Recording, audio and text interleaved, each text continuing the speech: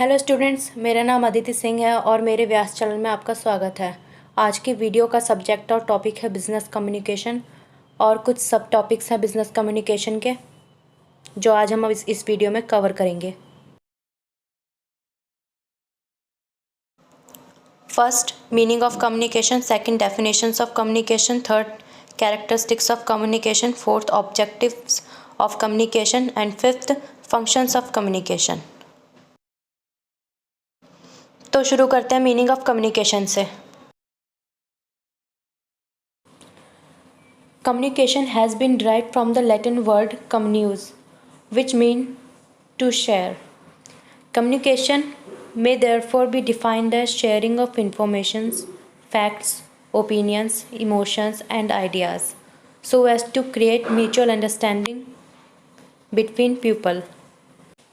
हमारा जो कम्युनिकेशन का वर्ड है वो आया है लैटिन वर्ड कम्युन्यूज से, जिसका मतलब है share.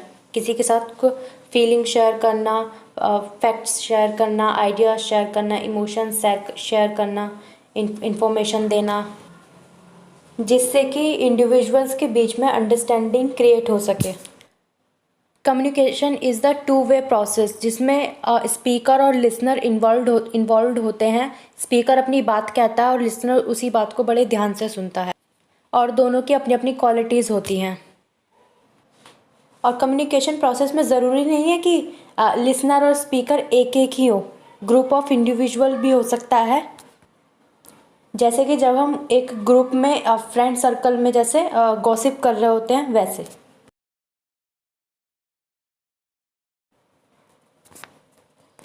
Next, definitions of communication. Communication is the process of passing information and understanding from one person to another. Kth Davis. Communication की जो पहली डेफिनेशन दी है वो दी है केथ डेविस ने और कहा है कि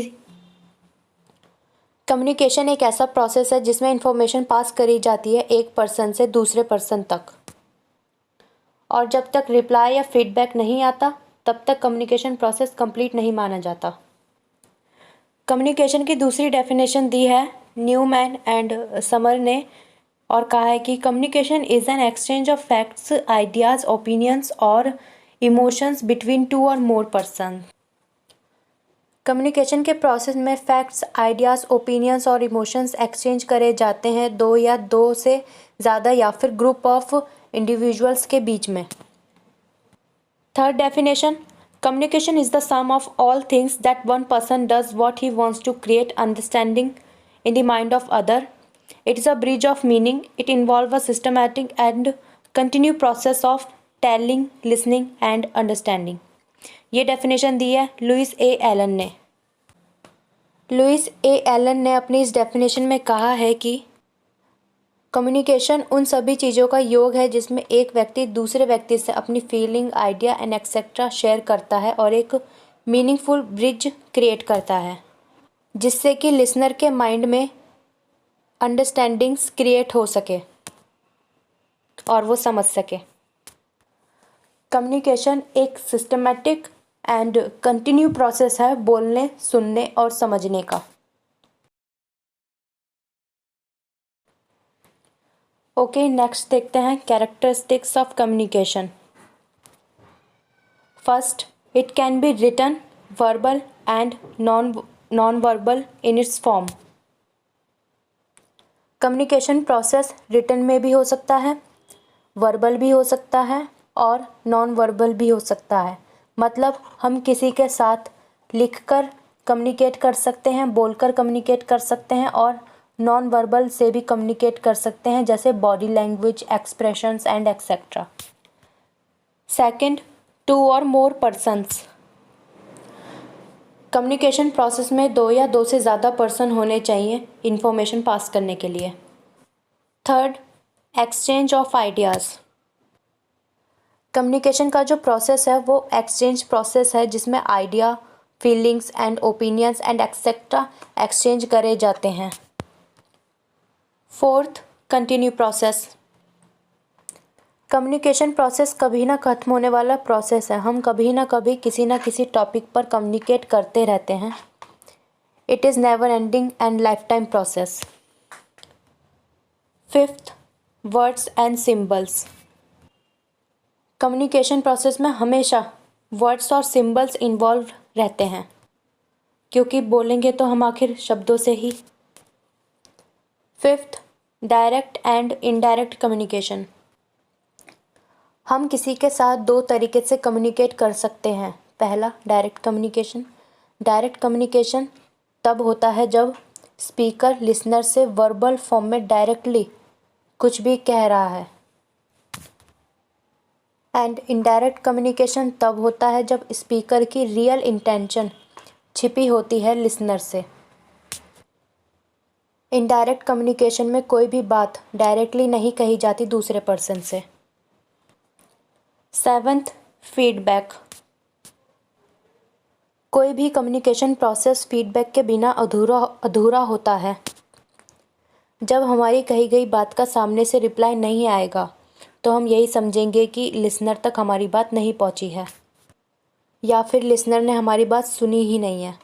इसलिए कम्युनिकेशन प्रोसेस में फीडबैक बहुत इम्पॉर्टेंट होता है।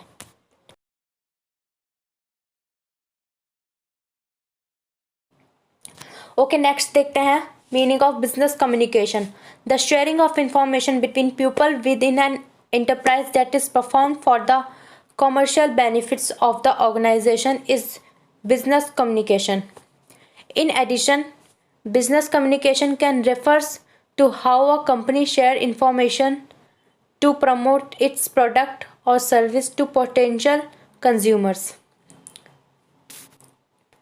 Business communication is goal oriented.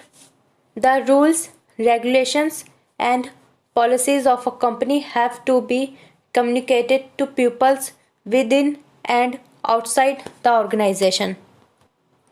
किसी भी ऑर्गेनाइजेशन के अंदर कॉमर्शियल बेनिफिट के तौर पर कोई भी इंफॉर्मेशन पास करी जाती है इंडिविजुअल्स के बीच में या ग्रुप ऑफ इंडिविजुअल्स में, जिससे कि ऑर्गेनाइजेशन को ही प्रॉफिट हो, फ़ायदा हो, उसे बिजनेस कम्युनिकेशन कहते हैं। और यूँ भी कह सकते हैं कि कैसे एक कंपनी अपने कंज्यूमर्स के साथ अपनी इंफॉर्मेशन शेयर कर रही है जिससे कि उसके प्रोडक्ट्स प्रमोट हों, उसकी सर्विस प्रमोट हो। बिजनेस कम्युनिकेशन हमेशा गोल ओरिएंटेड ही होता है और कंपनी को रूल्स, रेगुलेशंस, पॉलिसीज़ कम्युनिकेट करनी पड़ती है within the organization and outsiders. ऐसा करने से कंपनीज़ को ही फ़ायदा होता है। Next, definitions of business communication. Business communication is a process of message and person which are associated with business. It consists channels of communication. ये definition दी है C.G. Brown ने। बिजनेस कम्युनिकेशन ऐसा प्रोसेस है जो इंडिविजुअल के द्वारा business में किया जाता है मैसेज या इन्फॉर्मेशन पास करने के लिए।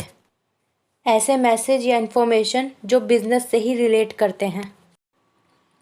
और कम्युनिकेशन के कुछ चैनल्स भी होते हैं, जैसे face to face communication, video conferencing, phone calls, emails and etcetera, जो कि बिजनेस कम्युनिकेशन में फॉलो किए जाते हैं कम्युनिकेट करने के लिए।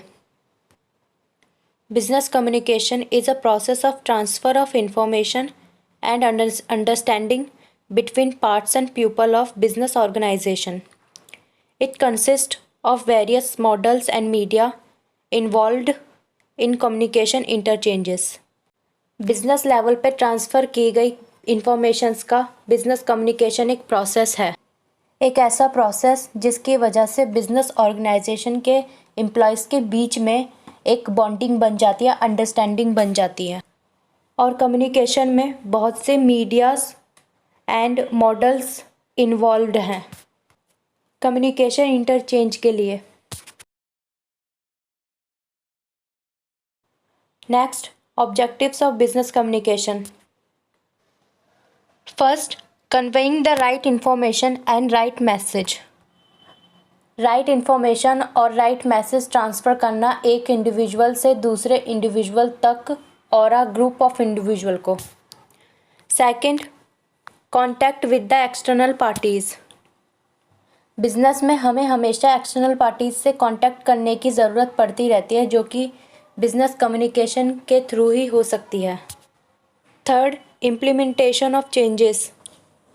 जब भी बिजनेस ऑर्गेनाइजेशन में कोई भी चेंज होता है तो उसे इम्प्लीमेंट करने की भी ज़रूरत पड़ती है, जो सिर्फ कम्युनिकेट करने के बाद ही हो सकता है। जब भी हम बिज़नेस ऑर्गेनाइजेशन में कोई भी चेंज लाएंगे तो उसे हम अपने एम्प्लॉयज़ के साथ भी कम्युनिकेट करेंगे, जिससे कि गोल अचीव करने में आसानी हो।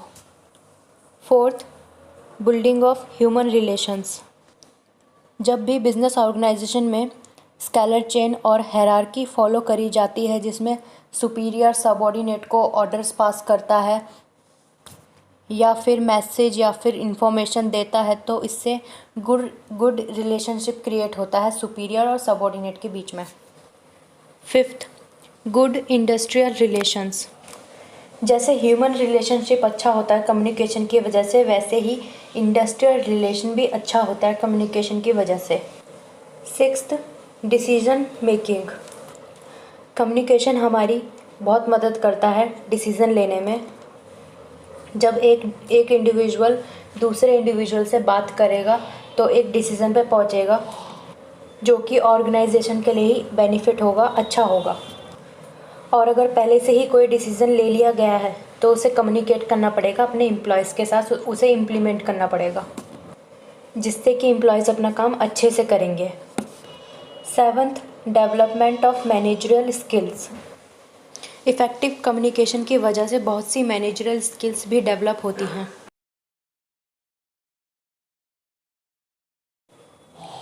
अब देख लेते हैं functions of business communication.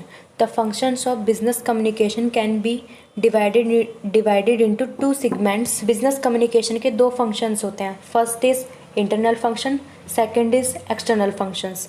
Internal functions, all the activities being executed within a business organization are termed as internal functions। वो सारी एक्टिविटीज़ जो बिजनेस ऑर्गेनाइजेशन के अंदर होंगी उसे हम इंटरनल फंक्शन कहेंगे। First, information of management. हर बिजनेस ऑर्गेनाइजेशन के अपने अपने गोल्स होते हैं और उन गोल को अचीव भी करना होता है, जिनके लिए मैनेजमेंट को डिसीजंस लेने पड़ते हैं, प्लान और पॉलिसीज़ बनानी पड़ती हैं, जो कि सिर्फ एक इफ़ेक्टिव कम्युनिकेशन के ज़रिए ही हो सकता है। Second, information to employees. हर बिजनेस ऑर्गेनाइजेशन में एम्प्लॉयज़ तो होते ही हैं, और जब भी मैनेजमेंट के द्वारा कोई भी डिसीजन लिया जाता है या फिर कोई भी नई पॉलिसी बनाई जाती है तो वो एम्प्लॉयज़ के साथ भी कम्युनिकेट करी जाती है। Third, coordination. अब मैनेजमेंट को कोई भी अपनी इन्फॉर्मेशन पहुंचानी है एम्प्लॉयज़ तक, तो वो स्केलर चेन या हायरार्की फॉलो करेगा from upper level to lower level. जब स्केलर चेन फॉलो करी जाती है मैनेजमेंट के द्वारा तो सभी सुपीरियर सबऑर्डिनेट्स में अंडरस्टैंडिंग होती है, कोऑर्डिनेशन हो जाता है और सभी मिलजुल कर काम करते हैं। Fourth is other functions. ऐसे ही और भी बहुत सारे फंक्शंस होते हैं बिजनेस कम्युनिकेशन के बिजनेस ऑर्गेनाइजेशन के अंदर, जैसे help in planning, corporation, leadership generate करना, एक दूसरे को मोटिवेट करना and etcetera. Next, external functions. Dissemination of information outside the organization are known as external functions। Organization के बाहर की गई वो सारी एक्टिविटीज़ या फिर आउटसाइडर्स को इन्फॉर्मेशन देना कंपनी के बारे में एक्सटर्नल फंक्शन कहलाता है, क्योंकि वो है तो ऑर्गेनाइजेशन की ही एक्टिविटी, लेकिन वो करी बाहर जा रही है। First, to provide information to owners of business. जब कोई भी कंपनी अपने शेयर्स इशू करती है और जब कोई भी एक इंडिविजुअल उस शेयर को बाय कर लेता है तो वो कंपनी की ओनरशिप में आ जाता है। लेकिन ये प्रोसेस करते वक्त या इस प्रोसेस के बाद भी कंपनी को अपनी सारी इन्फॉर्मेशन ओनर को देनी पड़ती है। मतलब देखा जाए तो कंपनी को एक्सटर्नल पार्टी के साथ कम्युनिकेट करना पड़ रहा है, शेयर्स बाय करने के लिए। Second, information to government. Business organization की कुछ अपनी अपनी मीटिंग्स होती हैं और उन मीटिंग में डिसीज़न लिए जाते हैं कंपनी से रिलेटेड, जिसकी इंफॉर्मेशन गवर्नमेंट को भी दी जाती है। और फिर कंपनी क्रिएट करते वक्त भी या उसके बीच में या उसके बाद उसे वाइंड अप करते वक्त भी कम्युनिकेट करना पड़ता है गवर्नमेंट से। Third, to receive goods and service. Fourth, to sell goods and service. Fifth, relationship with suppliers. Goods और सर्विस रिसीव या सेल करते वक्त भी आउटसाइडर्स के साथ कम्युनिकेट करना पड़ता है और इससे बायर और सेलर के बीच का रिलेशनशिप अच्छा होता है। Sixth, information to other parties. इसी के साथ मेरी वीडियो यहीं ख़त्म होती है। मिलेंगे नेक्स्ट वीडियो में। Thank you for watching.